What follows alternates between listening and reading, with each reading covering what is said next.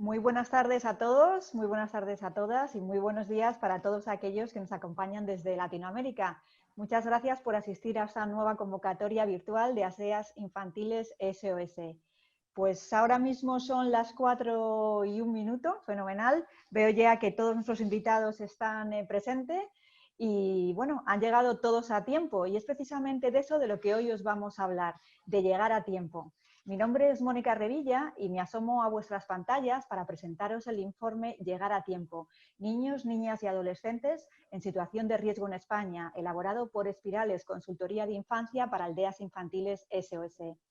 Este informe, como veremos ya más adelante, realiza un profundo análisis del sistema de protección a la infancia y nos muestra la necesidad de establecer un itinerario coordinado y bien definido desde la prevención a la vulnerabilidad, la situación de riesgo y el desamparo. El objetivo que nos guía no es otro que ayudar a evitar la institucionalización de los niños y de las niñas y su tutela por parte del Estado. En definitiva, llegar a tiempo. Para revisar esta situación en nuestro país de los niños y de las niñas y de los adolescentes en riesgo, están con nosotros Pepa Horno, coordinadora de la investigación y consultora de Espirales Consultoría de Infancia. Hola Pepa, ¿qué tal? ¿Cómo estás? Hola, buenas tardes. También tenemos a Javier Romeo, coordinador técnico de la investigación y consultor de Espirales.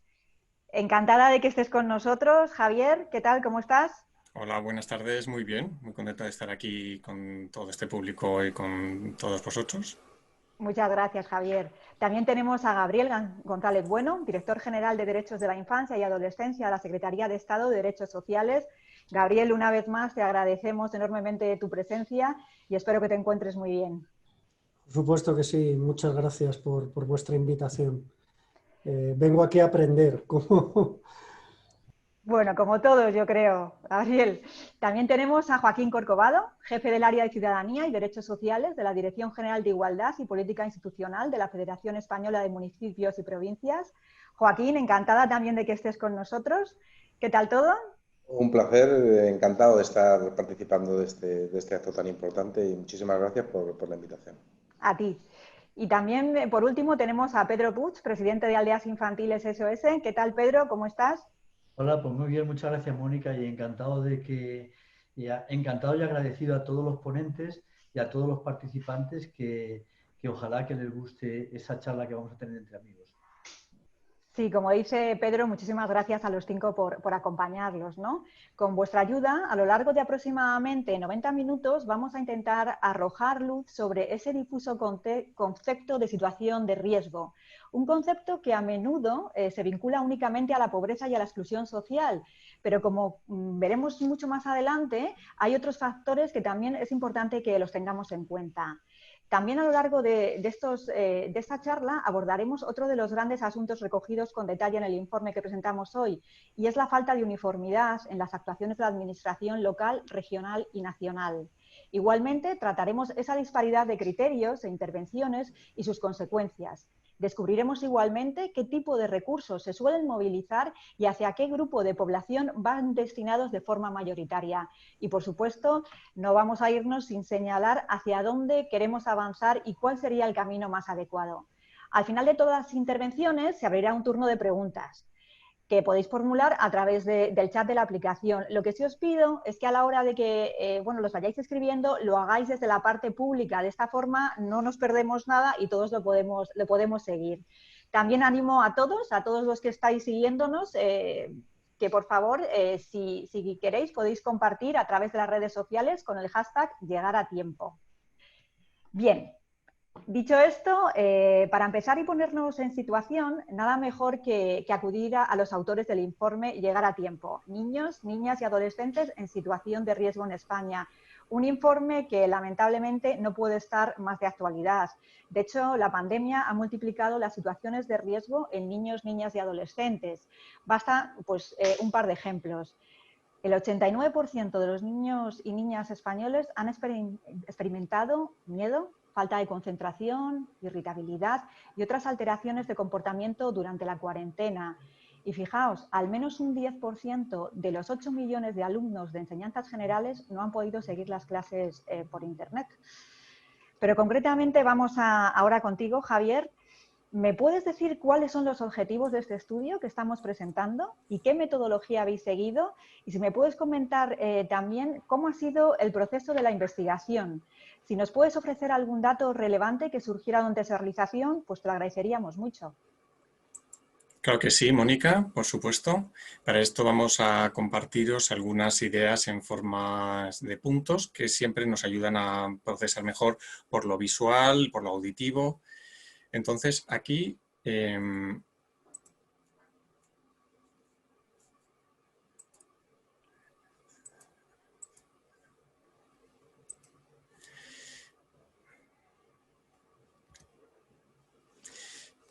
primero que queremos decir es que necesitamos tener claro qué quiere decir que un niño, niña o adolescente esté en una situación de riesgo.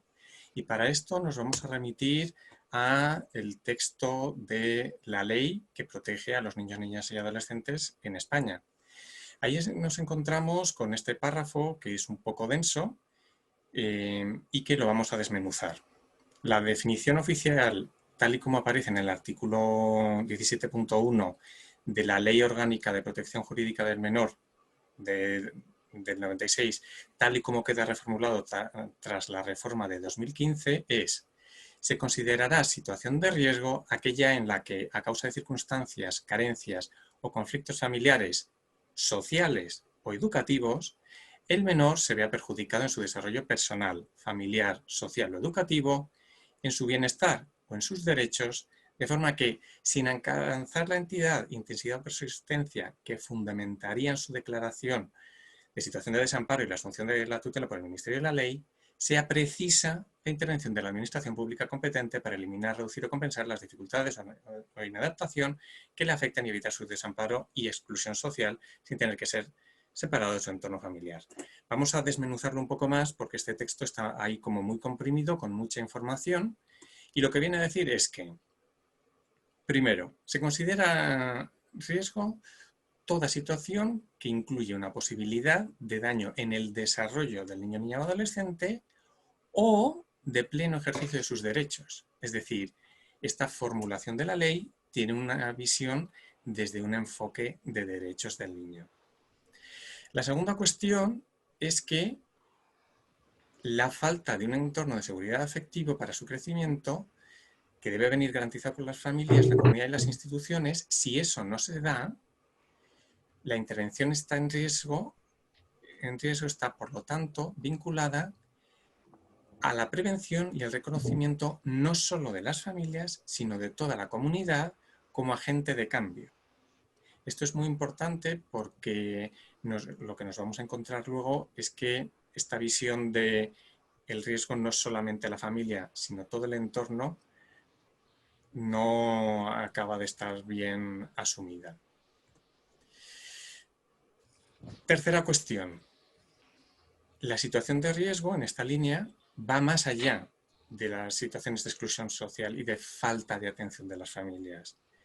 Efectivamente puede darse por circunstancias, carencias o conflictos familiares, pero también por situaciones de carácter social, de carácter educativo, de falta de recursos del espacio de la comunidad donde se desarrollan. Y por eso es importante desmontar lo que nos hemos encontrado desafortunadamente muy frecuentemente durante la investigación, el concepto de riesgo igual exclusión social.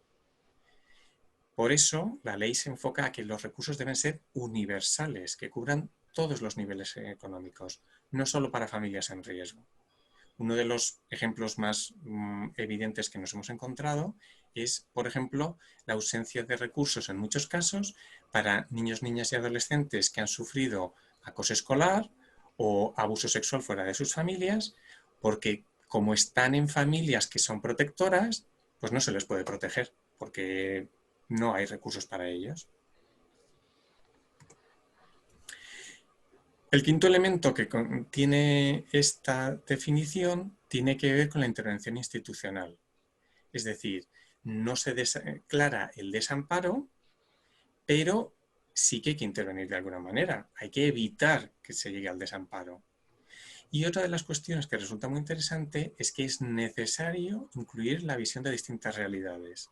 no es solamente la administración pública quien se encarga de esto, sino que puede introducir otros interlocutores, otros agentes de cambio que son fundamentales, desde grupos que puedan pertenecer a etnias, asociaciones culturales, de grupos de nacionalidades o de grupos étnicos, desde la propia comunidad, asociaciones de vecinos.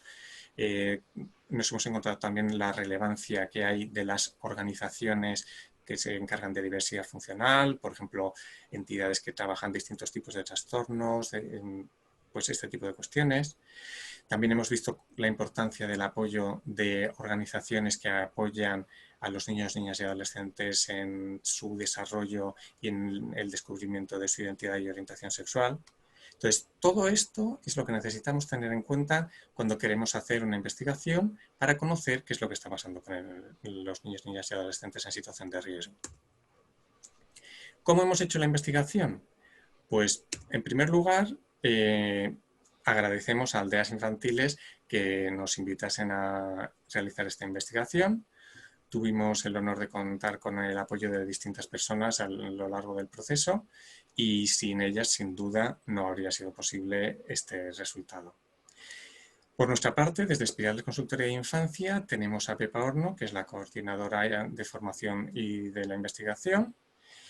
Tenemos al resto de colaboradores y colaboradoras, Violeta Siego, Iciar Fernández, Aurea Ferreres, Lourdes Juan y Santiago Míguez. Y por último, estoy yo también, Javier Romeo, como coordinador técnico de la investigación. Entonces, ¿qué es lo que hicimos? Pues los objetivos finales que llegamos a acordar con Aldeas Infantiles es, primero, estimar el número de declaraciones de riesgo y desamparo en España. Segundo, averiguar los motivos de alta y de cese de las declaraciones de riesgo y, si era posible, también de las de desamparo. Y cuántas declaraciones de riesgo derivan en declaración de desamparo y cuáles cesan por otros motivos. Y por último, identificar cuáles eran los recursos disponibles para la intervención con niños, niñas y adolescentes en situación de riesgo, fijándonos especialmente en todo lo que tenía que ver con programas de fortalecimiento familiar, ya que si el riesgo es la intervención que intenta evitar el desamparo, pues vamos a fijarnos en qué medidas se intentan proporcionar para ese fortalecimiento familiar, y también en esta línea todo lo que tenía que ver con parentalidad positiva. Para esto, ¿qué es lo que analizamos? Pues en primer lugar, todo el marco legislativo estatal que existía en aquel momento. Recordamos que la investigación está hecha con datos, se hizo en 2018 y 2019, con lo cual los datos son de 2016 y 2017. Entonces, toda la legislación que había en aquellos momentos, tanto a nivel estatal como a nivel autonómico, sobre la intervención con niños, niñas y adolescentes en situación de riesgo, y en algunos casos en los que no había legislación, utilizamos normativa interna de las comunidades autónomas, por ejemplo. Otro de los elementos es el número de niños, niñas y adolescentes en situación de riesgo o con declaración de riesgo de cada uno de los 150 municipios seleccionados, y, si era posible, la desagregación por sexo, edad y nacionalidad. También los recursos que había desarrollados para estos niños, niñas y adolescentes, las motivaciones técnicas para establecer qué es una situación de riesgo, cómo toma la decisión una entidad pública para decidir si este niño, niña o adolescente está en riesgo, cuál es el presupuesto asignado por cada uno de los 150 municipios a intervenir en riesgo. Y esto lo conseguimos de múltiples fuentes. Por un lado, responsables políticos y técnicos de los 150 municipios, pero en casos también tuvimos que incorporar a las mancomunidades, cabildos insulares, consells, diputaciones y otras divisiones territoriales de tamaño superior. Trabajamos también mucho con las páginas web de los 150 municipios y también de todas las otras entidades que trabajan en protección. Las memorias publicadas, en principio de los municipios y de las comunidades autónomas, y también de lo que era entonces el Ministerio de Sanidad, Servicios Sociales e Igualdad, que está ahora dividido en varios ministerios actualmente, pero entonces esa era la titulación. Utilizamos también la base de datos de presupuestos del Ministerio de Hacienda y en algunos casos entrevistamos a los responsables técnicos del sistema de protección de las comunidades autónomas y también con otros expertos y actores clave. Insistimos, el periodo investigado es entre junio de 2018 y mayo de 2019 y los datos son los que disponían entonces, de 2017 en la mayoría de los casos, excepto en algunos casos que eran de 2016, que eran los que tenían en aquellos momentos. Respecto a los 150 municipios que nos fueron proporcionados por Aldeas Infantiles en un proceso de selección aleatorizado, nos encontramos con municipios tanto de ámbito rural como de ámbito urbano, de diversos tamaños poblacionales. Ahí tienen un cuadro y si se meten en la investigación pueden profundizar pues, en los porcentajes de población menor de 18 años y nosotros los dividimos, los municipios, en 3 categorías: inferiores a 20.000 habitantes, de 20 a 100.000 habitantes y aquellos que tenían más de 100.000 habitantes. Muy importante, para la selección de municipios, la idea es que la selección se hizo proporcional al tamaño de cada comunidad autónoma y también de forma proporcional al número de expedientes de protección de esas comunidades autónomas. Con lo cual, la muestra es significativa a nivel estatal, pero no es significativa de ningún modo a nivel autonómico, porque hay comunidades que tienen muy poquita representación porque aleatoriamente pues es lo que daba 150 municipios entre 47 provincias más las 2 comunidades autónomas. Entonces, insistimos, la muestra es representativa a nivel estatal, no hay comparación entre municipios, no hay comparación entre provincias, no hay comparación entre comunidades autónomas. ¿Qué hemos descubierto a lo largo del proceso de investigación? Pues simplemente el proceso de empezar a preguntar sobre esto nos reveló algunos datos interesantes. Por un lado, la escasa sistematización. A nivel cuantitativa, solo 56 municipios nos pueden responder no pueden responder directamente al número de niños, niñas y adolescentes en situación de riesgo. Primero, porque hay unos que no participan y otros que tienen o bien los programas registran cada cual su usuario y si este niño está en un centro de día y además está recibiendo ayuda de escolarización, como son 2 programas distintos, aparece duplicado. O bien los programas cuentan a familias y entonces tenemos que se está interviniendo con esta familia, pero no sabemos si es una familia con un niño o con 3 niñas, 2 niños y un adolescente. Segundo problema, dentro de la escasa sistematización, solo 65 municipios, es decir, el 43% del total, pueden desagregar datos. Por sexo solamente 56, por edad solamente 55 y por nacionalidad solamente 31. Y esta escasa sistematización es incluso muy evidente en municipios que por lo demás tienen unas intervenciones que consideraríamos muy buenas, que se podrían llamar referentes de buenas prácticas. La segunda cuestión que nos sorprendió, nos la imaginábamos, pero el impacto, el volumen de la falta de accesibilidad nos impactó fuertemente. En 93 de los 150 municipios analizados, el 62%, no existía una memoria accesible públicamente. Y cuando existían, se sistematizaban. Tenemos este programa, tenemos estos recursos, tenemos este tipo de centros, tenemos este tipo de atención, pero no el número de usuarios, no el número de personas atendidas. Y una de las cosas que también fue muy interesante es que evidentemente los municipios no tenían bases de datos actualizadas y que el RUMI, el Registro Unificado de Maltrato Infantil, y el SIUS, el Sistema de Información de Usuarios de Servicios Sociales, sirven para que los municipios vuelquen los datos, pero no los pueden recuperar. Y nos hemos encontrado a municipios que luego contrataban servicios para hacer búsquedas de los propios datos que habían volcado. Nos encontrábamos también con otros municipios que lo que hacían eran bases de datos paralelas, entonces la persona de servicios sociales tenía que estar introduciendo los datos doblemente. De hecho, nos llegamos a encontrar algún caso en el que tenían un sistema por el cual volcaban los datos en su propia aplicación y la aplicación lo volcaba en el Rumi y en el SIUS. Así que escasa accesibilidad. Respecto a los presupuestos, muchísimo menos. De hecho, los únicos que hemos encontrado de forma consistente han sido los presupuestos que obligatoriamente los municipios tienen que presentar al Ministerio de Hacienda, y hemos utilizado una partida tan amplia como servicios sociales, donde está atención a la diversidad, donde están todo tipo de políticas de inclusión, donde están también atención a la tercera edad, y simplemente hemos utilizado eso para comparar, y aún así las comparaciones eran muy importantes. Y solo 34 de los municipios pudieron dar el presupuesto adjudicado a programas de intervención con niños, niñas y adolescentes en situación de riesgo, pero tampoco es el gasto total, porque no incluye ni los gastos de personal ni otros gastos generales.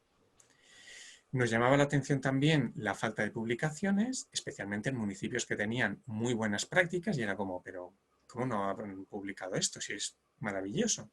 Por falta de tiempo, por falta de accesibilidad también a la propia web. De hecho, muchas veces nos encontramos con que con búsquedas muy profundas en las páginas web encontrábamos más de lo que los técnicos y profesionales de los municipios eran capaces de encontrar respecto a su propio municipio y a su propio servicio. Como muestra de la lentitud en la respuesta institucional, podemos dar que el periodo de respuesta media fue de 6 meses, que la media de llamadas de teléfono para lograr, entre que contactábamos con un municipio y lográbamos ya tener la ficha final, eran 11,3 llamadas por 150 municipios, que en algunos casos llegaron a ser hasta 80. La media de correos electrónicos eran 6,4 entre 1 y 15. El número de personas implicadas en el proceso de respuesta eran entre 3 y 4. Y en 65 municipios hubo que contar con recursos externos, con contactos ajenos al municipio, véase las diputaciones, las comunidades autónomas, otros contactos de otro tipo, para lograr obtener respuesta. Con esto podemos pasar ya a la segunda parte que puede presentar Pepa. No sé si Mónica quieres preguntarle. Sí, fenomenal. Visto lo que nos has contado, Javier, detrás de todo el estudio hay un tremendo trabajo de recopilación de datos, no siempre es fácil. Y igualmente lo que nos comentabas, ¿no? Que recapitulando, que el estudio pues, refleja una escasa sistematización, una escasa accesibilidad y una lentitud en la respuesta institucional. En este sentido, Pepa, me gustaría hacerte un par de preguntas. Sí, si podrías decirnos cuáles son las problemáticas más relevantes detectadas en la intervención con niños, niñas y adolescentes en situación de riesgo. ¿Cuáles son las principales recomendaciones de mejora que propone el estudio? Y una última pregunta ya, ¿por qué ese título de llegar a tiempo? Cuando quieras, Pepa, gracias. Gracias, Mónica. Bueno, yo creo, uniendo a lo que estaba comentando Javier, yo creo que es importante darse cuenta de que estamos hablando de instituciones públicas. Estamos hablando de instituciones públicas que están obligadas a una transparencia en su gestión. Es decir, no estamos hablando de empresas privadas, estamos hablando de instituciones obligadas a publicar sus datos, a hacerlos accesibles, a tenerlos sistematizados. No es una opción, es una obligación legal que tienen de cumplir. Entonces, yo creo que es importante contextualizarlo en este punto, ¿no? Respecto a los hallazgos, a ver, voy a poner también mi presentación, a ver si llego a donde se ha quedado Javier y así puedo seguir. Respecto a los... ¿Veis la presentación, verdad? Sí. ¿Sí? Es que un honor... Perdona, Pepa, no se ve, ¿verdad? No se ve. Pues no sé, Javier, ¿puedes ponerla tú? Y yo la vamos pasando conforme lo hablo, porque no sé que antes la he puesto y funcionaba sin problemas, pero ahora, espera un momento, espera, que lo voy a hacer.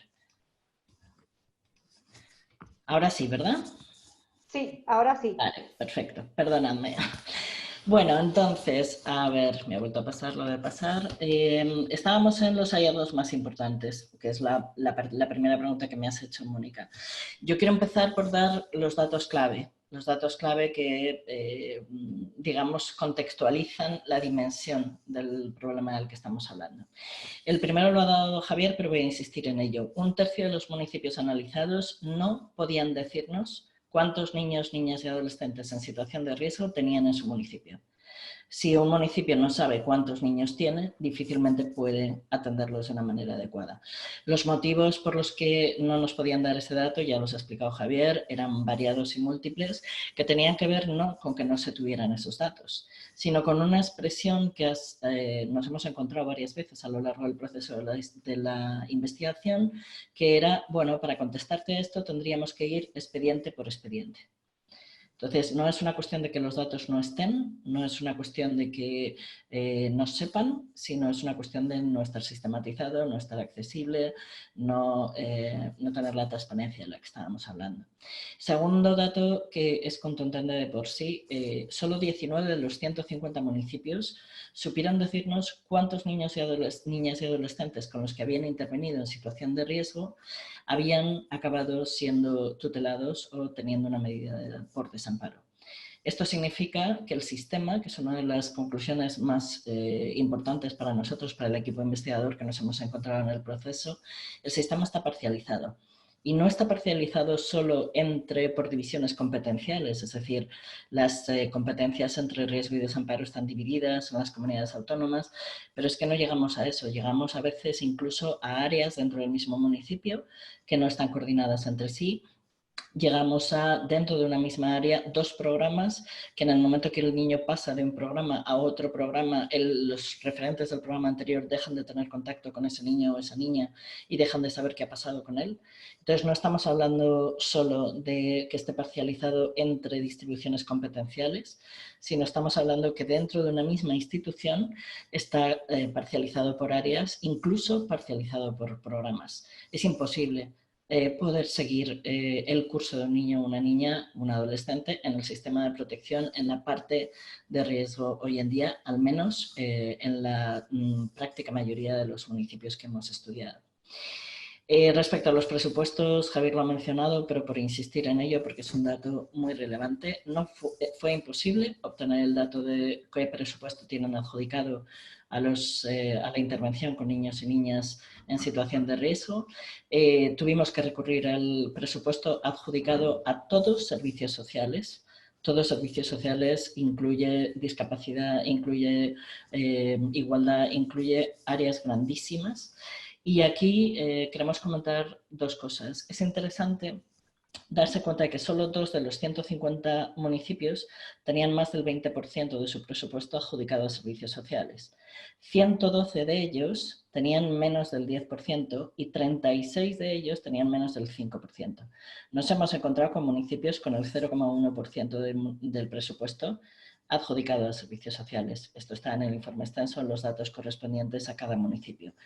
Tengamos presente que 123 municipios de los 150 que hemos estudiado tienen más del 15% de la población menor de edad.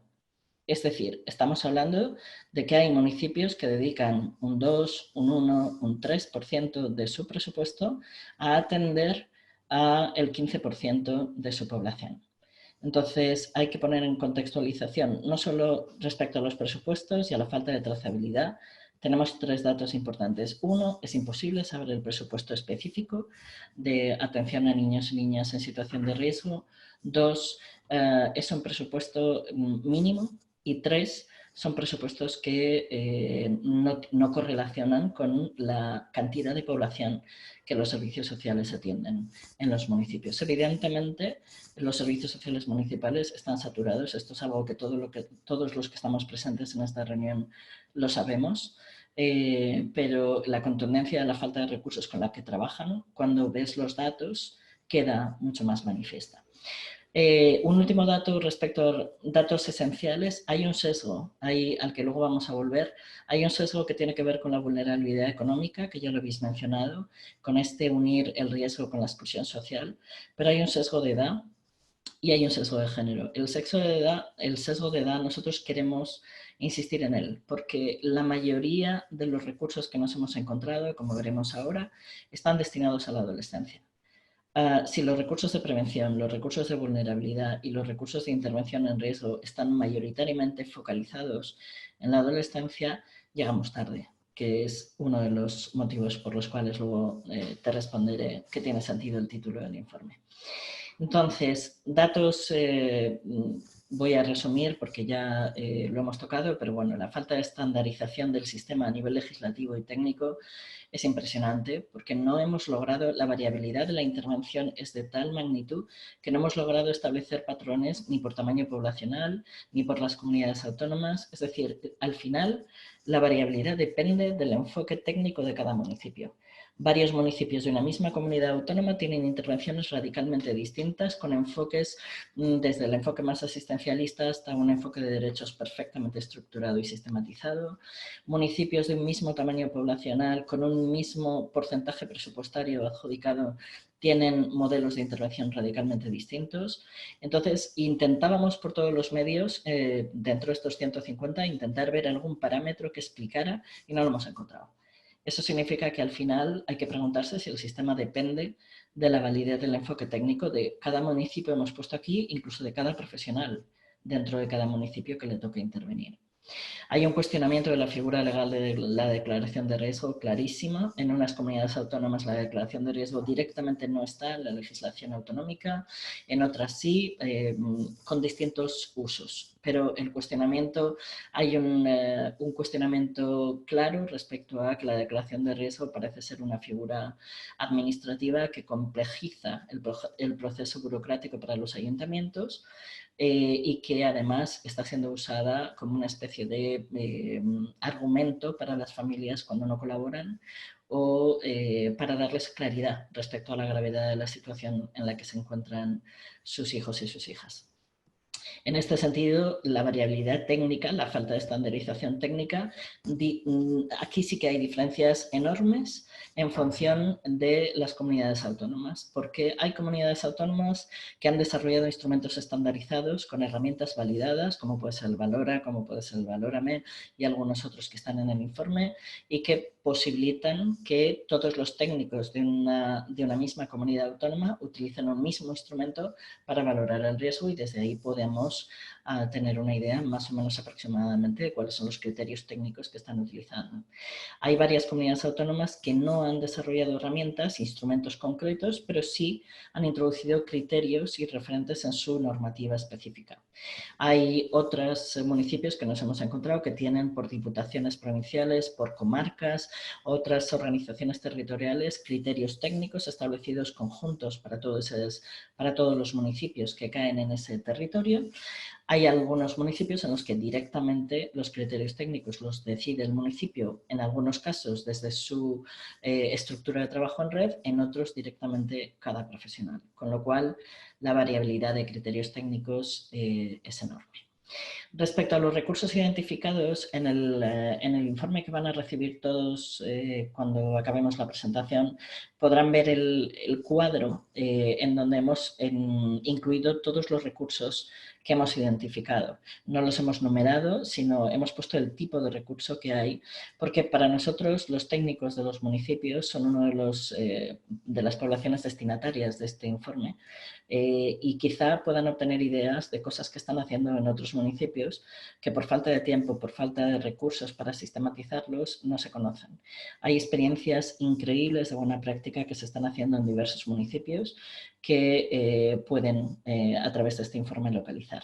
Nosotros lo que hicimos fue establecer 3 categorías en los recursos destinados a la prevención, los recursos destinados a la vulnerabilidad y los recursos destinados a las situaciones de intervención en riesgo leve o moderado ya identificados. En este sentido, los recursos de prevención, una de las cosas que surgieron en el marco de la investigación y que para nosotros es muy importante es que cuando pedimos los recursos de intervención en riesgo en los municipios, la mayoría de ellos no nos dieron los recursos de prevención.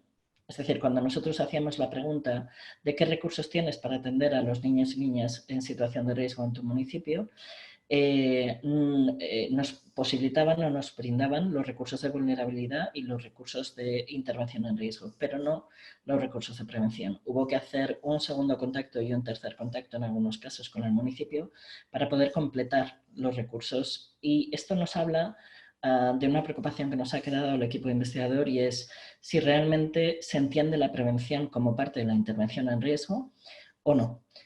Si tiene que ver con la forma en la que preguntamos en la investigación o si hay algo más ahí detrás.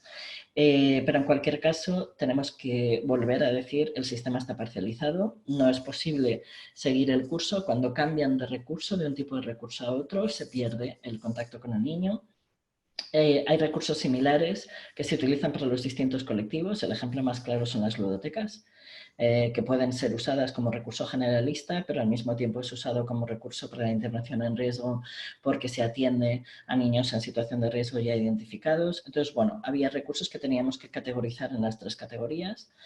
Y había un debate muy interesante respecto a si era necesario recursos más generalistas o recursos más especializados.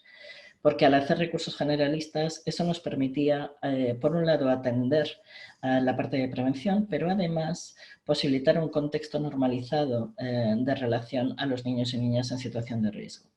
Pero perdíamos especialización. Los recursos especializados nos permiten atender especificidades concretas que surjan, pero nos hace perder la posibilidad de, digamos, integrar en un contexto normalizado.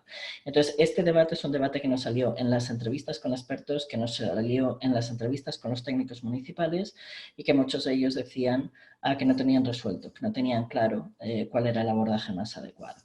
Y como la investigación está hecha desde un enfoque de derechos del niño, buscamos 2 recursos específicos que para nosotros son definitorios de un sistema creado desde un enfoque de derechos. Es decir, un sistema diseñado de atención a los niños y niñas en situación de riesgo, diseñado desde un enfoque de derechos del niño, debe contar con 2 elementos clave. Uno, es una estructura de trabajo en red, y 2, un consejo de participación infantil y adolescente a nivel municipal. Una de las cuestiones más interesantes que vamos a ver es que de esos recursos solo los encontramos en la tercera parte de los municipios. Solo una tercera parte de los municipios tenían una estructura de trabajo en red. Estamos hablando de unos 60, no llegaban a 60 de los 150. Y un poquito menos, tenían unos 57, tenían consejos de participación infantil y adolescente.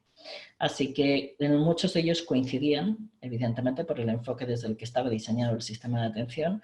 Aquellos municipios que tenían el recurso de trabajo en red tenían el consejo de participación, pero no necesariamente. ¿Cuáles son las conclusiones básicas del análisis de recursos que nos hemos encontrado? Primero, como os comentaba, en el nivel de prevención para la mayoría de ayuntamientos no se contemplaba como intervención en riesgo, y la mayoría de los recursos estaban destinados y focalizados a la adolescencia. Hablamos de prevención de drogas, de educación afectivo-sexual, de prevención de acoso entre iguales, de prevención de violencia en el amplio sentido de la palabra. Todos los recursos de prevención que se diseñaban básicamente pensando en la adolescencia. Los recursos de vulnerabilidad, aquí hay un sesgo clarísimo, que es el del que hablábamos al principio. Los recursos de vulnerabilidad están centrados en la vulnerabilidad económica.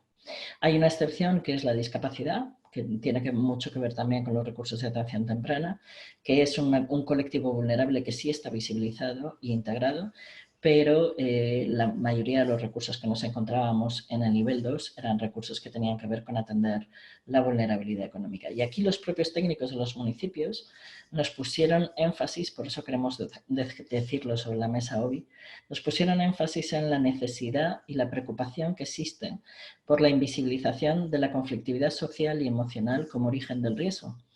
Especialmente con las separaciones conflictivas y contenciosas entre los padres. Aquí hay una necesidad que se está convirtiendo en acuciante para los técnicos municipales con los que hablamos, para los expertos con los que hablamos, que tiene que ver con atender la situación de riesgo creada por un conflicto emocional no por una situación de exclusión social ni de vulnerabilidad económica. Y en los recursos de riesgo ya identificado es muy interesante dos datos esenciales. Primero, la escasez de recursos para intervenir en riesgo medio. Esta ha sido otra demanda clara que nos ha llegado a través de las entrevistas y del análisis de los recursos. La mayoría de los recursos destinados a riesgo ya identificados son destinados a riesgo grave, a riesgo medio grave. Los recursos que se diseñan para este nivel están centrados en los equipos de intervención familiar. Los equipos de intervención familiar, que reciben distintas nomenclaturas en los distintos municipios, pero que al fin es la misma estructura, una de las cuestiones que surgían es el grado de especialización de estos equipos, su posibilidad de abordar una diversidad tan grande de problemáticas como las que tienen que enfrentar, porque no son profesionales formados en todo, obviamente, ni en todas las dificultades y características específicas de todas las problemáticas que tienen que afrontar. Entonces ahí hay como una especie de cajón desastre, se les deriva a los equipos de intervención familiar, pero esos equipos hacen lo que pueden y llegan evidentemente hasta donde pueden. Y un dato interesante también es que no había una diferencia clara entre los recursos del nivel 2 y del nivel 3. Los recursos destinados a vulnerabilidad se parecían mucho a los recursos destinados al nivel 3, a las situaciones de riesgo ya identificadas. ¿Cuáles serían las recomendaciones que surgen de todos estos datos, independientemente de que luego podamos conversar en las preguntas?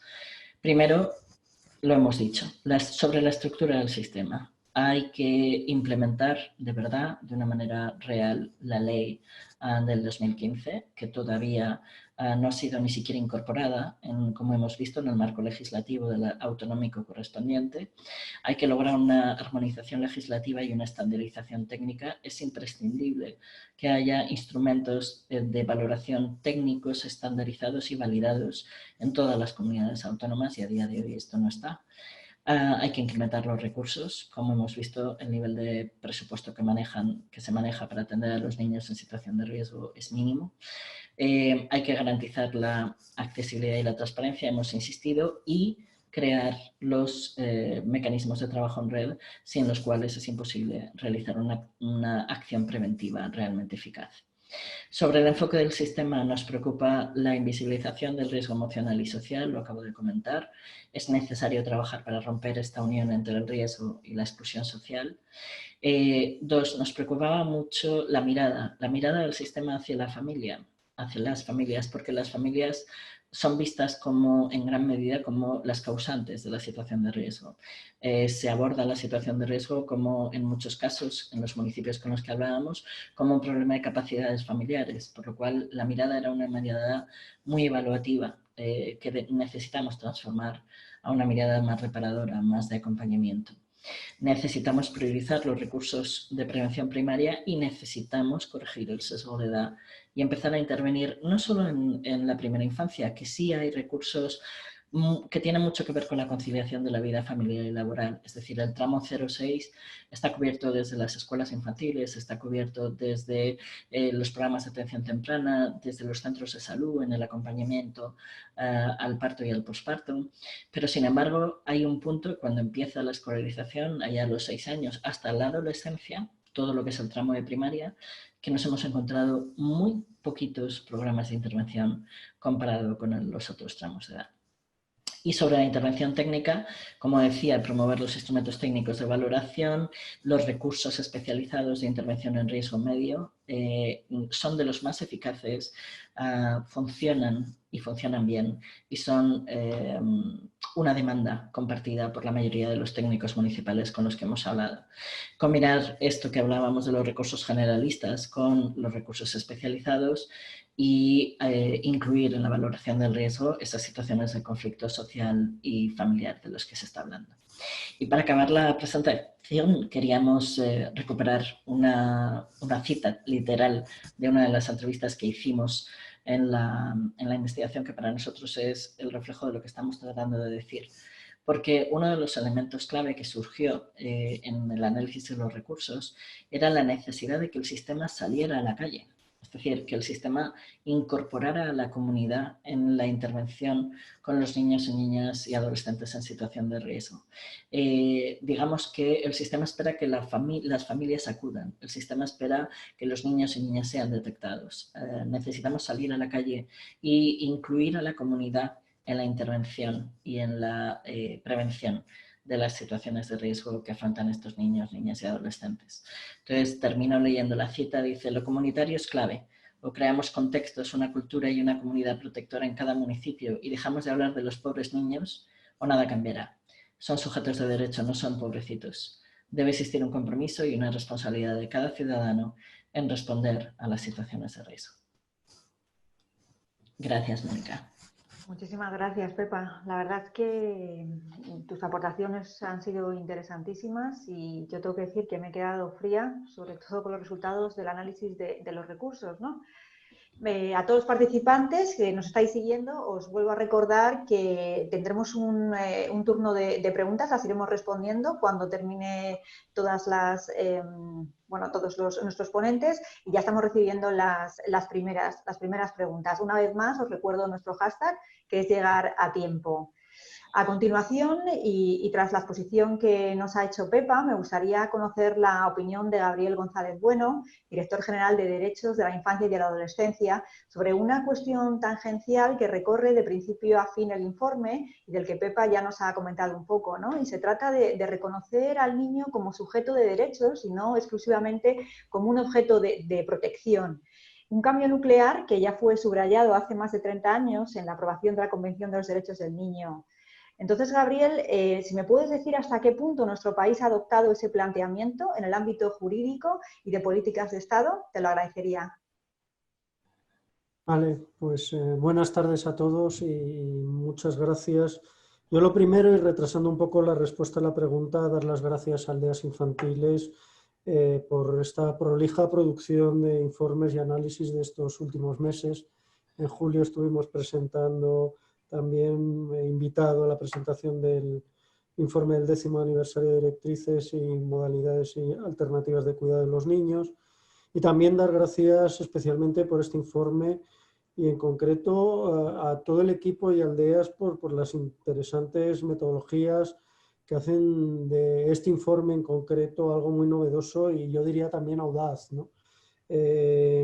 Tanto en términos de contenido como formales. Gracias a todo el equipo que lo ha realizado también, Pepa, Javier, Violeta, Aurea, Icíar, Lourdes y Santiago. A muchos de vosotros además tengo el placer de conoceros desde hace tiempo. Y ahora sí voy a la respuesta.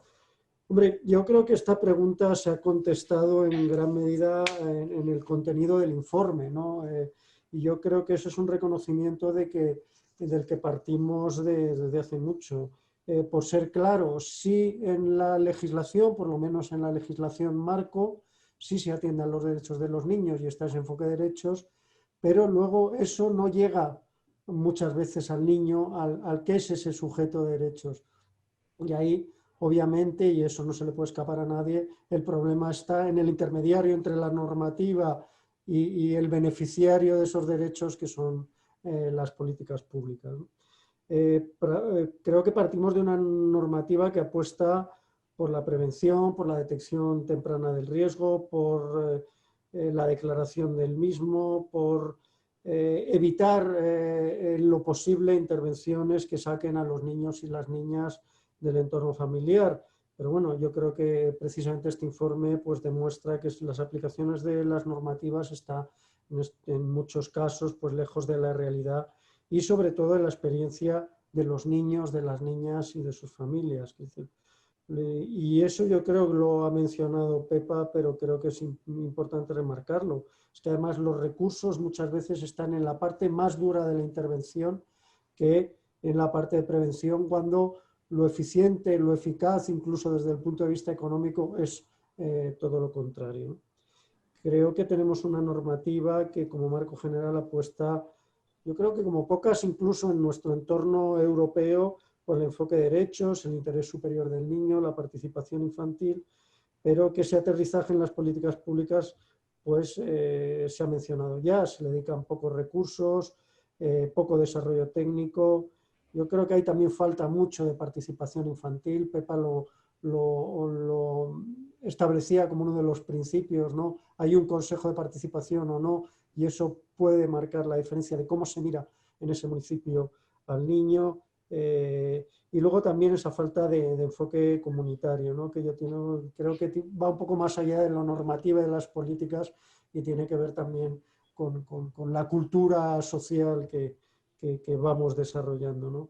Y luego muchas cosas pues, que nos tocan directamente a esta dirección general, como tiene que ver la coordinación y armonización en acciones, en procesos, la producción de información y esa cultura también de evaluación que muchas veces no está presente. Al final todos son elementos que el Comité de los Derechos del Niño nos ha pedido y otra vez que actuemos sobre ellos, ¿no? Y son elementos transversales que hacen no solo de este ámbito de las políticas, sino de todas las políticas de infancia algo más interesante. Y por último, pues una normativa que yo creo que atiende a los derechos de las personas, pero que en demasiadas ocasiones se concreta en recursos y servicios que al final tienen una cierta tendencia orgánica a trabajar para sí mismos, ¿no? Esa falta a veces de mirada holística, de cumplir, digamos, la misión de ese servicio, la misión de esa institución, pero no ser capaces a veces de mirar a la persona a la que atienden de una forma más general. Y yo creo que son elementos que hacen que son un obstáculo para esa mejor aplicación de los derechos a través de las políticas públicas. Es decir, buena legislación, es verdad que mejorable, pero que luego a lo mejor no se desarrolla en otros niveles y esa es la responsabilidad de las políticas. Sí me gustaría aprovechar esta pregunta para hablar un poco, quizá, aunque pueda parecer contradictorio, de normativa, ¿no? Está ahora ya en marcha en el Congreso de los Diputados la LOPIVI, la Ley Orgánica de Protección Integral contra la Violencia de los Niños y las Niñas, y es una ley que vuelve a apostar en ese ámbito de la violencia, pero yo creo que en un sentido también más amplio, por la prevención en todos los ámbitos en los que está el niño, desarrolla de forma mucho más concreta un listado de indicadores de riesgo para la valoración por los servicios sociales. Y quiero insistir, en esos indicadores de riesgo no está la falta de ingresos. Creo que se ha mencionado ya, ¿no? Que la creación de un recurso, un registro unificado de servicios sociales de violencia contra la infancia, el refuerzo de actuaciones de sensibilización, detección precoz, intervención. O sea que yo creo que la normativa, si ya estaba bien encaminada, yo creo que a través de esta ley pues, se puede mejorar, pero es verdad que los desafíos muchas veces no están en el nivel normativo, sino en otros ámbitos, y eso, por supuesto, también es responsabilidad de esta Dirección General y de todos los que intervenimos en políticas de infancia. Muchas gracias, Gabriel. Está claro entonces que ese cambio de perspectiva del que hablábamos podría ayudarnos a detectar con más acierto las situaciones de riesgo y romper lo que veníamos comentando, ¿no? La exclusiva asociación con las carencias materiales. Desde luego, desde organizaciones de infancia, atención directa, lo tenemos, ya lo sabíamos, y lo que ahora sí que hemos estado viendo que con la crisis de la COVID se ha hecho aún mucho más evidente, ¿no? Pues se ha disparado la pobreza, el riesgo emocional, la inequidad en el acceso a la educación en formato telemático, la brecha digital, pues junto con los casos de abuso o maltrato. Ese cambio de perspectiva podría ayudarnos, yo creo, a detectar con mucho más acierto las situaciones de riesgo y a romper lo que hablábamos, la exclusiva asociación con carencias materiales. Gabriel, ¿tú crees que nos ha servido esa terrible experiencia para avanzar en la identificación de las nuevas situaciones de riesgo y cuantificar a cuántos niños y a cuántas niñas puede afectar? Y una segunda, ¿cuáles son para ti los principales retos que han de afrontarse para minimizar el impacto de la pandemia que está teniendo en la infancia más vulnerable?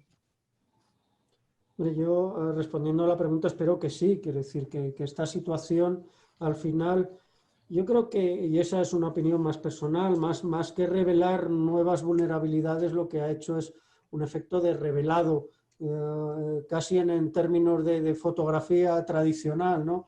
Lo que antes veíamos en un negativo pequeño de repente se ha ampliado y podemos ver con muchos más detalle y a veces con mucha más urgencia esas vulnerabilidades y esos problemas que ya existían, ¿no?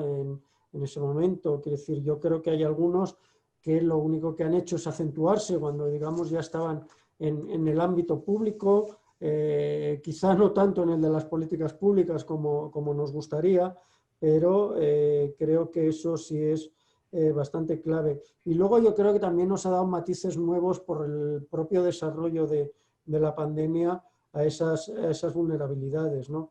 Yo creo que hay cosas que son muy evidentes y que casi lo fueron desde el principio del confinamiento, ¿no? El incremento de la pobreza infantil, sobre todo a través del desempleo de los padres y las madres, el probable y seguramente incremento de la brecha educativa, el tema de la conciliación familiar, que tiene mucho que ver también con reducir esos riesgos de los niños y las niñas en el entorno familiar. Yo creo que también hay alguna expectativa positiva, no sé cómo va a funcionar a medio plazo el tema del teletrabajo, pero puede ser una opción, pero es una opción muy compleja, mucho más compleja de lo que pueda parecer, y no todo el mundo y precisamente determinados colectivos, que a veces no tiene que ser solo con los ingresos, sino con el tipo de trabajo que se realiza, pues van a estar fuera de esas posibilidades, ¿no? El tema de los conflictos familiares, ¿no? Que yo creo que es emergente según este informe y también según muchas otras fuentes. De hecho, las fuentes judiciales vuelven a insistir otra vez que el tema de conflictos de separación familiar pues están teniendo un impacto cada vez mayor en los niños y las niñas. Y por supuesto, pues también los conflictos entre iguales. Quizá la pandemia sí nos ha hecho mirar, digamos, con más atención otro tipo de problemas que quizá no estaban en primera línea, por decirlo de alguna manera, ¿no? Asociada a la brecha educativa, pero no solo el tema de la brecha digital, que no tiene que ver solo con la disponibilidad de servicios o de elementos para acceder a Internet, sino también cómo los usan los niños y las niñas y qué capacidades de emplearlo tienen. Por supuesto, pues se ha visto con mucha más claridad pues, la debilidad en términos de recursos humanos, incluso de capacidad de digitalización del sistema de protección y de los servicios sociales. Y también yo creo que nos hemos encontrado, y además para mí es un tema especialmente sensible, el tema de cómo hemos perdido la capacidad de detectar los casos de violencia en cuanto de repente en el confinamiento pues, los niños y las niñas estaban fuera del sistema educativo, estaban fuera del sistema sanitario, y eso de verdad que yo creo que ahí tenemos un desafío muy potente y que espero que la ley, y ese va a ser nuestro trabajo, desarrollar la ley está en un papel, pero que sea algo que sea valioso para los niños y las niñas.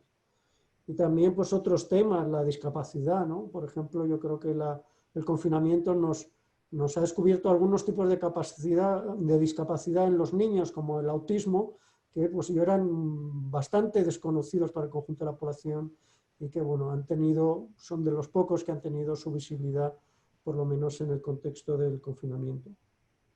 Y otros temas que no por conocidos yo creo que ahora mismo han tenido, que es una importante discusión sobre el tema del ocio, el tiempo libre y los espacios urbanos para los niños y las niñas, que yo creo que era un tema que también era menos conocido, menos público, y que para lo bueno y para lo malo, pues el confinamiento y la pandemia han vuelto a poner de manifiesto.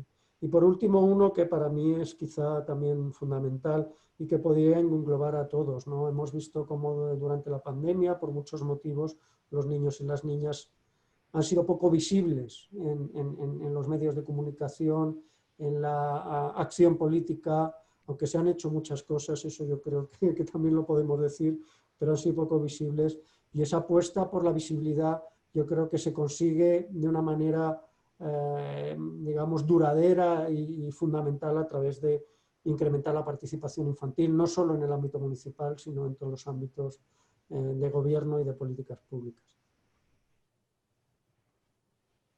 Muchísimas gracias, Gabriel, por tus aportaciones. Me quedo con lo que apuntabas, ¿no? Con esa apuesta por la visibilidad de los niños y de las niñas en todas las áreas.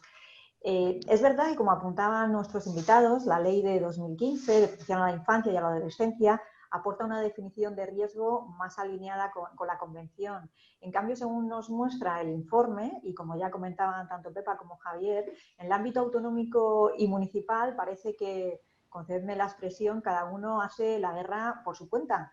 Tenemos aquí a Joaquín Corcovado, que, como decía antes, es el jefe del área de Derechos Sociales y de Ciudadanía de la Dirección General de Igualdad y Política Institucional de la Federación Española de Municipios y Provincias. Madre mía, vaya cargo más largo que tienes, Joaquín. Me gustaría comentarte un par de cuestiones, ¿no? En primer lugar, si me puedes decir qué papel juega la Federación a la hora de articular esos mecanismos tan necesarios para asegurar un trabajo coordinado entre el Estado, las autonomías y los municipios.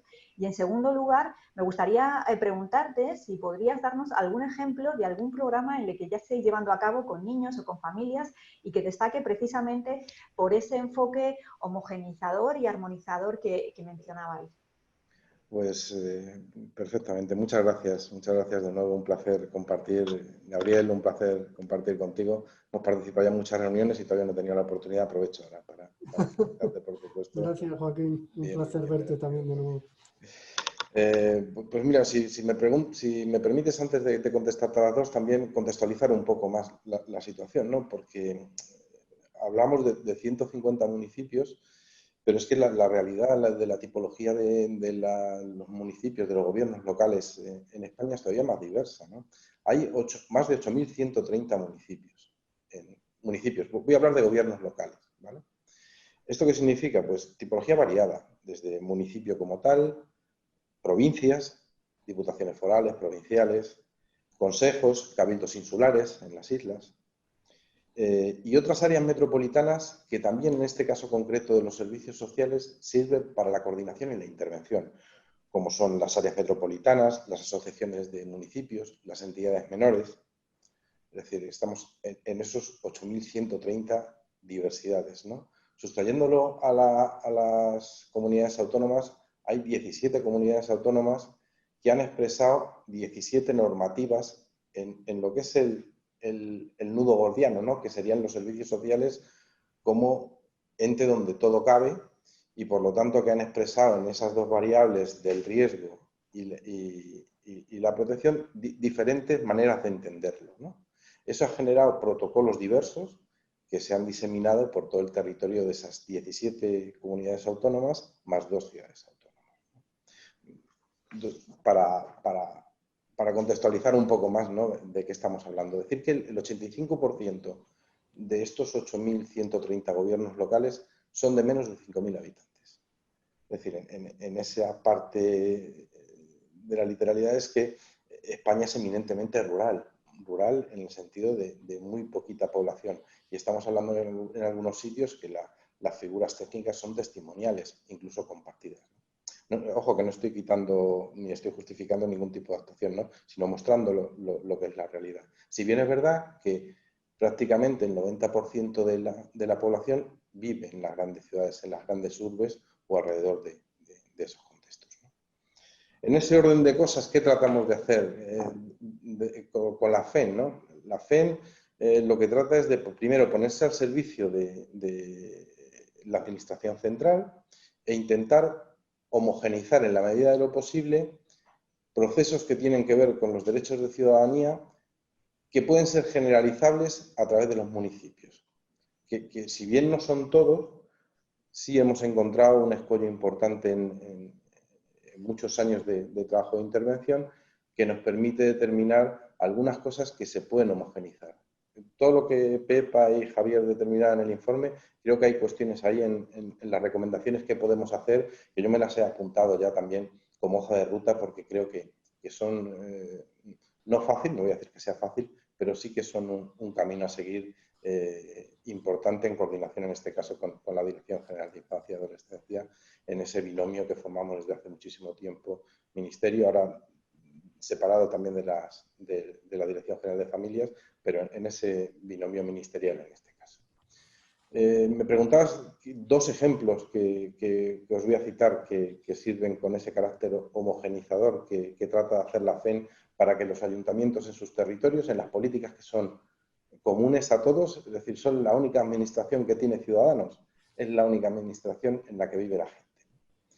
Pues voy a citar dos. Voy a citar el programa de parentalidad positiva que realizamos conjuntamente con la Dirección General de Familias, compañero de Gabriel, compañero en este caso de Gabriel en el Ministerio.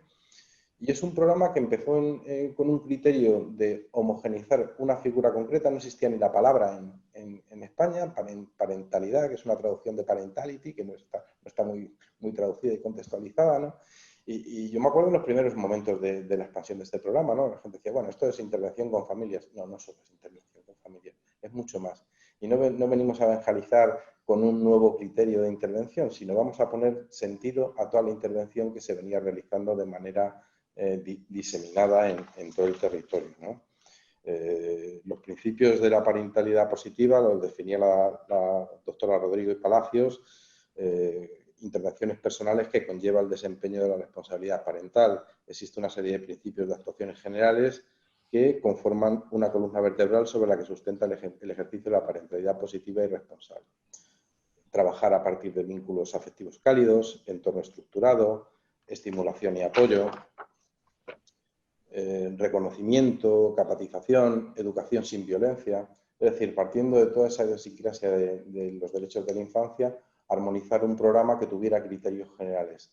Detrás de esto hay una pedagogía de trabajo con una serie de indicadores que facilitan, en este caso a los técnicos municipales, de diferentes recursos, no solo familiares, también de infancia o de igualdad, como identificaba Pepa, porque al final es un tutum revolutum que tienen que ver por una parte con las familias y por otra parte con la infancia, ¿no? Y hemos conseguido que sea un programa de mucho calado. Cada vez hay más ciudades, programas dentro de esas ciudades, cuando son muy grandes, que tratan de reconocerse en parentalidad positiva. Es decir, con una metodología concreta de trabajo que, bueno, pues estamos ya alrededor de 100, 150 ciudades, municipios pequeños y medianos o diputaciones que de alguna manera identifican programas en este criterio. Y otro programa que quiero también mostrar en ese grado de homogenización es un programa que venimos realizando con la Delegación del Gobierno para el Plan Nacional sobre Drogas, que es el programa Agente Tutor. En principio, este programa, la policía local no tenía ninguna especialidad formativa y tratamos, a partir de ese recurso de una policía muy inmediata, una policía que está ahí en el barrio, que conoce los contextos, formar de una determinada manera. En principio, el agente tutor en los orígenes trabajaba solo el tema del asentismo escolar, era quien acompañaba, sobre todo en los grandes municipios, a los educadores y educadoras sociales para los niños asentistas, un poco de acompañamiento de autoridad. Pero vimos la posibilidad, por ese conocimiento del medio y por esa cercanía, en este caso con los centros educativos, que era una buena manera de trabajar, por ejemplo, la prevención en drogodependencias. Luego hemos visto que nos ha abierto el abanico a muchísimas más cosas, desde el bullying, el trabajo de protección, la intermediación en exclusión derivada de los contextos de criminalización. Es decir, nos ha dado un abanico a partir de una formación concreta en el que todos los municipios que se forman en el programa Agente Tutor ejecutan una manera concreta de trabajo que se basa en unos protocolos, en este caso policiales, que tienen que ver, están muy pegados a lo que es esta intervención educativa de protección de derechos de la infancia, ¿no? Que es el eje transversal un poco de trabajo que tenemos en común. Citando esos dos, tampoco quiero dejar de citar el CAI, que es un programa que tenemos también mucho tiempo de trabajo y que generan en diferentes redes, 150 por un lado, 150 por otro, 150 por otro, pues cada vez municipios que están trabajando de una manera homogénea en todo el territorio tan diverso, ¿no? que mostrábamos en un principio. Esa es un poco la función que puede realizar la FEN, ¿no? Identificabais también en el informe la manera de trabajar con indicadores concretos que fueran generales. Para eso tiene mucha cabida la Federación, para hacer expansivo indicadores concretos de trabajo, ¿no?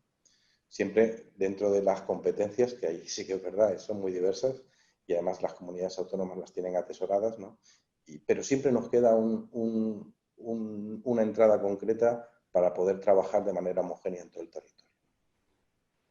Muchísimas gracias, Joaquín. Te agradezco esa contextualización que apuntabas al inicio de tu intervención y que hacía referencia a más de los, bueno, concretamente a los 8.130 gobiernos locales que tenemos en nuestro país. Y muchísimas gracias también por estos últimos ejemplos, ¿no?, de aprendizaje que nos has comentado y que, como bien apuntabas, creo que es algo que tenemos que tener en cuenta y un camino a seguir. Desde luego, si algo ha quedado claro durante todo este tiempo que llevamos en la mesa redonda, es la prevención, ¿no?, como primera herramienta, y es la que tenemos más a nuestro alcance para llegar a tiempo y evitar ese peregrinaje del niño, de la niña o adolescente por los distintos niveles del sistema de protección. También ha quedado claro que la prevención y el fortalecimiento de las familias debe ser una responsabilidad, como apuntaba Pepa, compartida por toda la comunidad, ¿no? No podemos dejar solas a las administraciones en esta labor. Pedro Puig, como presidente de la Organización de Atención a la Infancia, Aldeas Infantiles, yo tenía una pregunta para ti, y es si nos puedes explicar el papel que juegan las familias en el bienestar de los niños y de las niñas y de los adolescentes, y cuáles son, en tu opinión, las estrategias de prevención y fortalecimiento familiar que proporcionan mejores resultados. Hola, pues gracias, Mónica. Buenas tardes a todas y todos. Primero, permitir que felicite también y que agradezca a Pepa, Javier y a todo el equipo que han participado en la investigación, porque lamentablemente, digo lamentablemente porque así es, nuestra experiencia de trabajo con niños y con familias que están en situación de riesgo, derivadas por las entidades municipales, pues coincide al 100% con las conclusiones del estudio, ¿no? Entonces, la pregunta que me hace, pues efectivamente, ¿no? Creo que la familia, entendido en un sentido amplio como un círculo de personas que se quieren, es clave, ¿no? Y para Aldeas Infantiles, desde hace ya mucho tiempo, ¿no? Yo digo que ya desde el año 94 en España y del año 93 a nivel internacional, cuidar a un niño significa también cuidar de su familia como mínimo. Y si podemos también del entorno, y porque formamos parte de esa comunidad que, como decía antes Pepa, y esa frase tan bonita que cerraba su intervención, es decir, el bien más preciado que tiene un país, que tiene una sociedad, son la infancia. Y toda la comunidad tenemos que cuidar a nuestros niños, primero porque se lo merecen, y segundo porque está demostrado que aquellos países que más y mejor cuidan a la infancia son los que tienen un mayor nivel de desarrollo, ¿no? Esto es importantísimo. Pero fijaros, en aldeas que empezamos en el año 49 a nivel internacional, con un proyecto innovador que sacaba a niños de los grandes orfanatos para darles un entorno familiar, es decir, ya desde aquellos años, pues Aldeas creía en la familia como el lugar idóneo para que el niño creciera y desarrollara todas sus potencialidades. Y por supuesto también para aquellos niños que estaban en el sistema de protección, era el entorno adecuado para vivir en un entorno familiar positivo, donde puedan crecer, donde puedan desarrollarse, y luego cuando tengan su propia familia puedan imitar ese modelo que tenían, ¿no? Pues decía que en el año 94 en España decidimos ampliar nuestro foco de trabajo, ya no dedicarnos solamente a niños que están en el sistema de protección, sino a niños y a familias, niñas, jóvenes, adolescentes que están en situación de riesgo y que son derivadas por los servicios sociales municipales. En estos momentos estamos atendiendo en 10 comunidades autónomas y en muchos municipios a más de 3.700 niños y familias, y lo hacemos a través de distintos servicios, los distintos programas, ¿no? Pero todos tienen un punto en común: cuidamos al niño y cuidamos a su familia, porque es fundamental y es básico. Y en aquellos donde podemos, que también es verdad que hay veces que podemos trabajar más y hay otros que podemos trabajar menos, porque las competencias municipales pueden llegar un poquito más o pueden llegar un poquito menos, o incluso a veces se pueden solapar, pues sí que procuramos trabajar con el entorno más cercano, o donde el entorno donde el niño crece y vive a diario, como es el centro escolar. Participamos y colaboramos con los centros escolares de distintas maneras. sobre todo en esta época de pandemia, pues hemos hecho una labor también de interlocución entre las familias vulnerables y los colegios. Y luego también en algunos sitios, pues participando en los consejos de participación que hay, tanto de adultos, y sentándonos en las mesas municipales con todas las entidades, tanto privadas como públicas, que están trabajando en ese municipio o en ese barrio.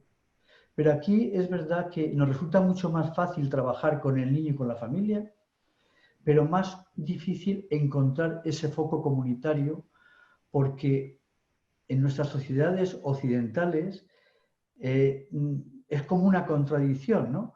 Porque por una parte somos cada vez más individualistas, no conocemos ni al vecino que lleve enfrente. ¿Cómo vamos a pretender que la comunidad en sí tenga la responsabilidad de cuidar a su infancia? Ahí la verdad es que no hemos encontrado todavía, vamos haciendo pruebas, vamos haciendo experimentos, pero yo creo que no es suficiente con reunirnos en una mesa municipal para que cada entidad y la administración pública aporte todo su conocimiento o todo su trabajo por el bienestar de esa infancia. Hay que dar un paso más adelante y es el enfoque comunitario. Es decir, a todos nos tienen que preocupar los niños y a todos los tienen que preocupar especialmente aquellos niños que le están pasando mal o que están viviendo una situación de riesgo. Porque podemos hacer mucho por ellos y es nuestra obligación hacerlo, ¿no? Entonces, bueno, pues simplemente nuestro trabajo a diario con las familias pues está muy vinculado, sobre todo conceptualmente, está muy vinculado a lo que hacemos con los niños. Y es en la creencia de que el niño, a pesar de todas las dificultades, puede superar las dificultades que ha vivido en su infancia. Y lo mismo pensamos que las familias. Las familias también pueden superar las dificultades que están atravesando y nosotros como organización tenemos que facilitarle oportunidades para que se lo crean. Yo creo que este es el acompañamiento fundamental que tenemos que hacer con las familias. Demostrarles que son válidas, que han podido tropezar, que tienen dificultades, pero acompañándolas podemos ofrecerles posibilidades para demostrarse que son válidas. No se puede trabajar con un niño en un entorno externo, como en nuestros centros de día, por ejemplo, ¿no? Si después el niño va a su casa, va a su familia y se encuentra un panorama desolador. Padres sin trabajo, el frigorífico casi sin comida, caras tristes, caras largas, preocupación de si puedo pagar la luz. Todo esto es incompatible. Estamos viviendo en dos mundos que tenemos que unir. Y la única manera que hay de unirlos es acompañándolos y sobre todo transmitiéndoles que ellos son capaces de superar esta situación y que estamos para acompañarles, no para que nosotros hagamos lo que queramos, sino para que ellos vayan tomando decisiones y nosotros estemos a su lado recorriendo ese camino, ¿no? Y digo nosotros, como pueden ser también la administración pública, por supuesto, y cualquier otra entidad que esté trabajando, ¿no? Nosotros tenemos ese gran reto, desarrollar ese foco comunitario para que la comunidad se preocupe por su infancia y bueno, pues ahí ojalá que los propios municipios y las propias entidades nos ayuden a desarrollar ese enfoque y a trabajar en red, porque más en épocas que hay pocos recursos no podemos hacer la guerra cada uno por nuestra cuenta, ¿no? Tenemos que trabajar de manera solidaria y de manera aportando cada uno lo que mejor sabemos hacer. Muchas gracias, Pedro. Totalmente de acuerdo contigo, ¿no? Como también comentábamos anteriormente, hay que dejar atrás esa mirada evaluadora y hacia las familias, ¿no? Y centrarnos en ese acompañamiento. También a lo largo de toda esta tarde se ha mencionado la importancia de contar con procesos de sistematización de la información, de modo que sea posible seguir ese itinerario del niño, ¿no? Y que nos permita elaborar estadísticas sobre la situación de la infancia en riesgo en nuestro país. En vuestro caso, Pedro, en Aldeas Infantiles, me gustaría que me comentaras si contáis con procesos internos de recopilación y análisis de datos y, en caso afirmativo, cómo gestionáis vosotros toda esa información y qué utilidad le dais. Bueno, pues la verdad es que es necesario, ¿no? Hay una máxima que dice lo que no se mide no se gestiona, ¿no? Y sobre todo en la parte social, que siempre hemos tenido un déficit de medir y de evaluar, y a las pruebas me remito, ¿no? El informe o parte del informe de Espirales nos lo está diciendo, ¿no? No hay manera de tener datos, no hay manera de conciliar datos, no hay manera de seguir la evolución de un niño desde que está en una situación de vulnerabilidad, de riesgo, o después incluso en el sistema ya de prevención, ¿no? Cuando ya está tutelado por la comunidad autónoma. Entonces, nosotros desde hace tiempo tenemos distintos sistemas para medir nuestro trabajo. Primero, a nivel general, evaluamos todos nuestros programas, y después sí que tenemos como algunos hitos importantes que nos han ayudado a mejorar muchísimo, ¿no? Y esta es la razón por lo que medimos, para mejorar nuestras intervenciones, para ver en qué nos equivocamos y para el siguiente año procurar introducir esos aspectos de mejora que nos van diciendo que nuestro trabajo o que la calidad de nuestro trabajo es acertada y que estamos dando soluciones a muchas niñas, a muchos niños y a muchas familias, ¿no? Entonces, te voy a poner simplemente un ejemplo que viene al hilo, ¿no? A raíz de este estudio nos preguntamos, oye, ¿y cuántos de nuestros 3.700 y pico niños y familias y jóvenes y niñas han pasado al sistema de protección? Y fíjate que en el año 2019 solamente el 0,18%, es decir, 7 niños, han pasado al sistema de protección. Lo que no sabemos es cuántos hubieran pasado de no haber intervenido o de no haber estado trabajando con esas declaraciones de riesgo, porque tengo que decir que efectivamente todos los niños con los que trabajamos en fortalecimiento familiar, todos son derivados por los servicios municipales y todos en la mayoría tienen todos declaración de riesgo, ¿no? Entonces, solo 7 niños, el 0,18%. Entonces, este es un dato muy sencillo que si lo tuviésemos a nivel nacional, nos daría seguramente un indicador de por qué esos 50.000 niños que tenemos ahora mismo en el sistema de protección están ahí, ¿no? Quizá haciendo estas políticas preventivas, el sistema de protección, como decía antes también Gabriel, habría muchos más niños, sería mucho más económico y sobre todo habría menos sufrimiento tanto en los niños como en sus familias. Luego también hay una investigación que brevemente sí que quiero decir porque también aporta valor a este estudio, ¿no? Nuestra organización internacional el año pasado cumplió 70 años, hizo un estudio en 37 países con una consultora también externa y arrojó muchos resultados, pero uno de ellos era que habíamos atendido a 4 millones de niños de manera directa en estos 70 años, que estos niños habían crecido, tenían ya un ambiente familiar seguro y, por tanto, había impactado en otros 9 millones más de niños que pertenecían a sus familias, ¿no? 13 millones de niños que se han visto beneficiados de ese trabajo. Y una cosa sorprendente también es que el 90% de estos 4 millones de niños, si no queremos contar los otros 9, estos 4 millones de niños es que habían roto el círculo del desamparo y podían y cuidaban a sus hijos de manera adecuada, ¿no? También el 80% de estos niños habían conseguido terminar secundaria y bueno, si les preguntaba si se sentían feliz conforme estaban viviendo con su familia, con su entorno, el 80% decía que se sentía feliz, que también es un dato pues quizás muy cualitativo, pero también muy importante, ¿no? Y que con frecuencia todos nos los hacemos, ¿no? Y en España, bueno, pues en España también en estos 53 años de trabajo hemos atendido a 202.152 niños y niñas y de manera indirecta hemos impactado en 666.000 personas. Es decir, casi más de 800.000 personas a las que hemos llegado y los resultados pues se corresponden más o menos con el estudio de nuestra organización internacional. Con lo cual llegamos a 2 conclusiones. Prevenir es lo mejor y para aquellos niños que la prevención, o bien porque no se ha hecho o porque no se han llegado con las herramientas adecuadas, tienen que pasar al sistema de protección, un cuidado alternativo de calidad rompe ese ciclo generacional de separación y ofrece beneficios a los niños, a sus familias y, por supuesto, a toda la sociedad y a muy largo plazo.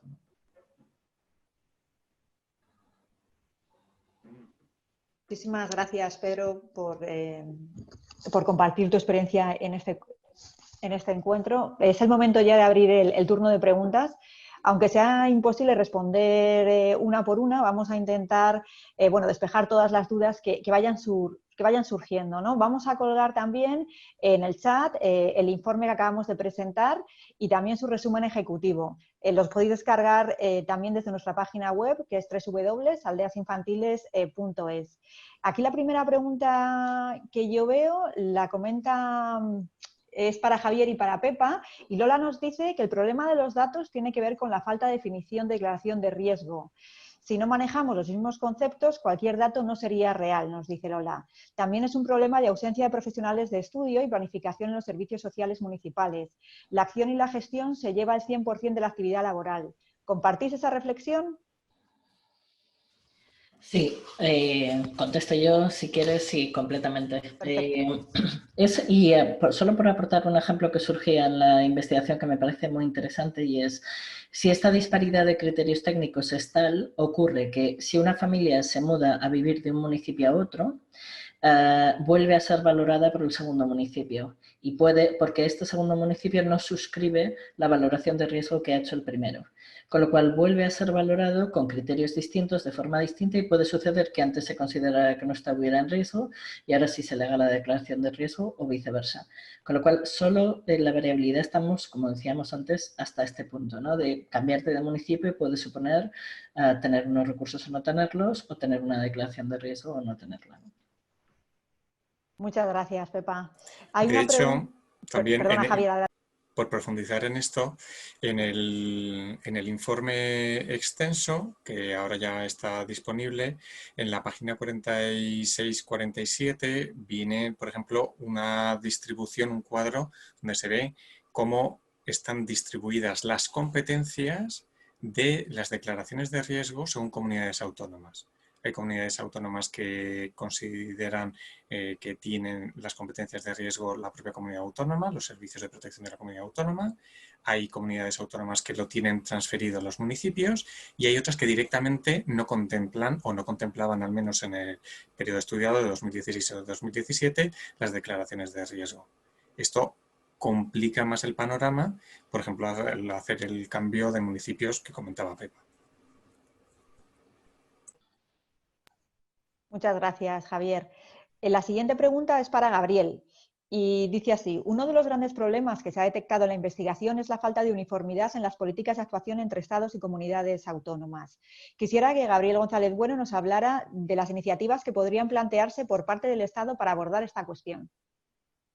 De acuerdo. Pues sí, quiere decir que esto no es un problema solo de las políticas de infancia, es un problema común, y creo que también debería ser un aprendizaje de esta pandemia y de lo complejo que es a veces gestionar este mapa de competencias, que por otro lado también hay que decir que tiene un cierto sentido en muchos aspectos, ¿no?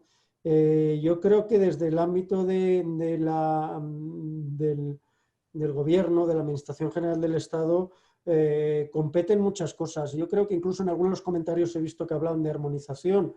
Pues armonización es una palabra que incluso en este ámbito competencial va un poco más allá de esto, pero sí podemos hablar de cooperación. De hecho, el trabajo pasado de esta Dirección General, antes como Subdirección General de Infancia, pues ha estado elaborando, por ejemplo, estándares de calidad en acogimiento familiar, estándares de calidad en acogimiento residencial, y a lo mejor, ¿por qué no?, podríamos empezar a hablar de estándares en la detección y declaración de riesgo, ¿no? Sobre todo contando ya con herramientas que ya se han mencionado, pues como el Valora o el Valórame, que pueden ser un ejemplo. Hace no demasiado se dirigió a nosotros una comunidad autónoma pidiéndonos información sobre estas herramientas, ¿no?, con la idea de adaptarlas.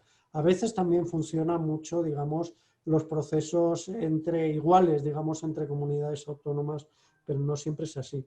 Otro tema clave que podemos hacer, aparte del normativo, que creo que es verdad que siempre se puede avanzar, pero que ahora el desafío quizá no está tanto en la norma como en la aplicación de la misma, es el tema de la financiación, ¿no? La Ley Orgánica de Protección de la Infancia contra la Violencia tiene una memoria económica, no como la modificación de la ley de 2015, en la que una de sus ambiciones y uno de los grandes apartados de esa memoria económica es precisamente recuperar los equipos especializados de base en servicios sociales especializados en familia e infancia, porque gran parte del trabajo recae y además debe recaer sobre ellos en el sentido de que ahí es donde se hace la detección temprana y donde se puede actuar más directamente en la prevención. Y yo creo que también tenemos un desafío ahí en el tema de accesibilidad y enfoque de los datos. No sé si podemos llegar al nivel municipal, pero Joaquín, lo hablamos en cuando quieras, pero sí, pues bueno, digamos, registros que hasta ahora han funcionado un poco al albur de lo que decidían las comunidades autónomas, como es el RUMI, pues con la incorporación de los casos de violencia, creo que tenemos que repensar ese registro y ampliarlo para que contemple pues, todos los ámbitos de maltrato, de violencia, pero quizá también hacer esa pensada desde el punto de vista del riesgo, que creo que es fundamental.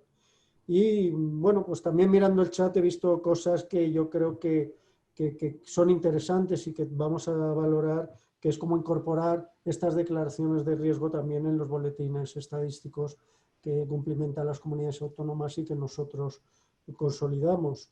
Yo creo que esas son tareas que sí corresponden a la Administración General del Estado, que a veces la idea de coordinación o armonización parece muy fácil, pero la cooperación, digamos, que es el trabajo y el enfoque que tenemos que adoptar para llevar adelante estas tareas. Muchísimas gracias, Gabriel. La verdad es que nada, me hace muy feliz ver esas sinergias que pueden surgir entre vosotros, Gabriel y Joaquín, y ojalá, ¿no? Ojalá se pueda incorporar, como decía, esas declaraciones de riesgo al boletín de datos estadísticos. La siguiente pregunta la hace Clara y va dirigida a Pepa. Y dice, Clara nos pregunta que si no se formaliza el riesgo, ¿cómo se pueden garantizar los derechos de quienes son destinatarios de la intervención? Buena pregunta. La diferencia, digamos, los municipios en los que nos hemos encontrado que no hacen declaración de riesgo porque en su comunidad no se reconoce o porque por diferentes motivos, ellos hacen una especie de plan de intervención directo con la familia. Establecen un plan de intervención en base a una serie de necesidades. Hay un diagnóstico de necesidades y un plan de intervención. Y se hace un acuerdo, digamos, que tiene valor municipal para intervenir.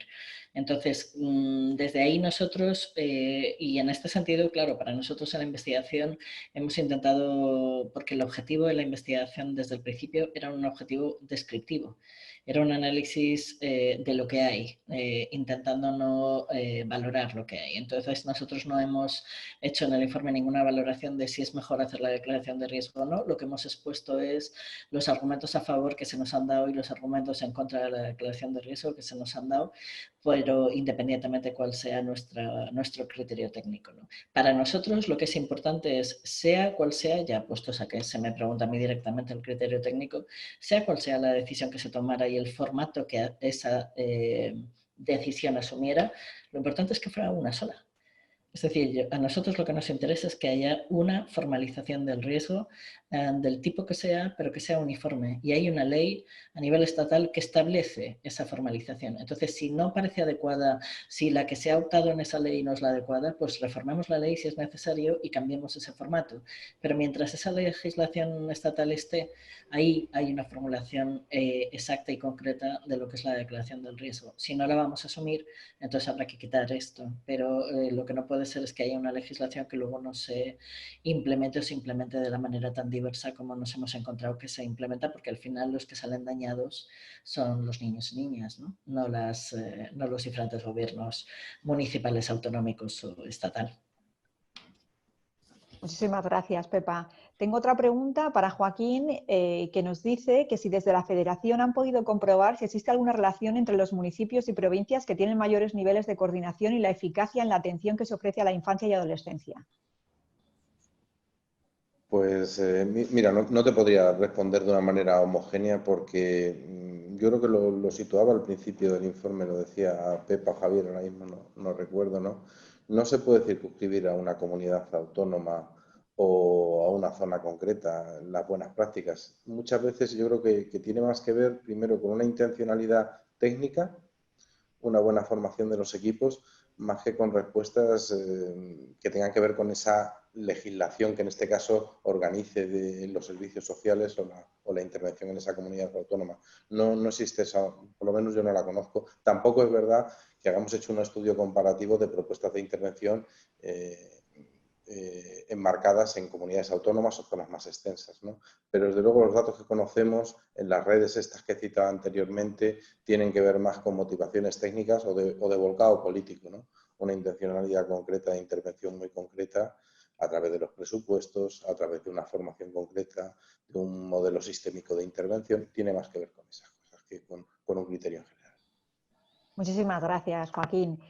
Y una última para Pedro, que dice así: hemos visto que la mayor parte de los planes de prevención se centran en la adolescencia y en la juventud. ¿Se sigue pensando que los niños y las niñas más pequeños, sobre todo en la primera infancia, son asuntos exclusivos de las familias? Hombre, para nosotros, voy a poner un ejemplo, el primer programa de fortalecimiento familiar que abrimos en España en el año 94 fue una escuela infantil. Además, ya le llamábamos escuela infantil y no guardería. Y hemos seguido creciendo. En estos momentos tenemos 5 escuelas infantiles. Para nosotros, empezar temprano es básico.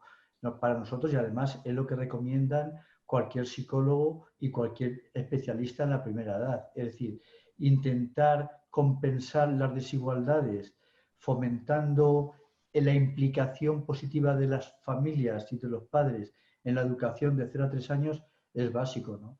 Entonces, nosotros en nuestras escuelas infantiles también tenemos un programa paralelo y que se cruza, que es el trabajo con los niños y el trabajo con sus padres, porque consideramos que es fundamental enseñar a los padres a cuidar bien a sus hijos dentro del sistema como un criterio de trabajo para poder prevenir males mayores en un futuro. Muchísimas gracias, Pedro. Ya viendo la hora, veo que nos hemos extendido un poquito más de lo previsto y ya vamos a dar por terminada esta mesa redonda tan interesante en la que hemos presentado nuestro informe de llegar a tiempo, niños, niñas y adolescentes en situación de riesgo en España. Es el momento ahora de dar paso a la reflexión y el trabajo para alcanzar todos esos puntos de mejora en la situación de los niños y las niñas en España que hemos estado repasando a lo largo de esta tarde, ¿no? Agradeceros a todos que estáis en vuestras casas, vuestra atención, vuestra participación, a todo el público que nos habéis estado siguiendo, que habéis sido más de 100, y por supuesto muchísimas gracias a nuestros invitados. Antes de terminar, también quiero dar las gracias a Laura Prados, que ha estado gestionando el chat, y a Manuel Sardá, que se ha encargado de la coordinación técnica. Espero que nos volvamos a ver muy pronto. Un abrazo para todos y hasta entonces, cuidaos mucho. Un abrazo. Gracias. Hasta luego, gracias. Hasta luego, Gabriel. Hasta luego, Pepa.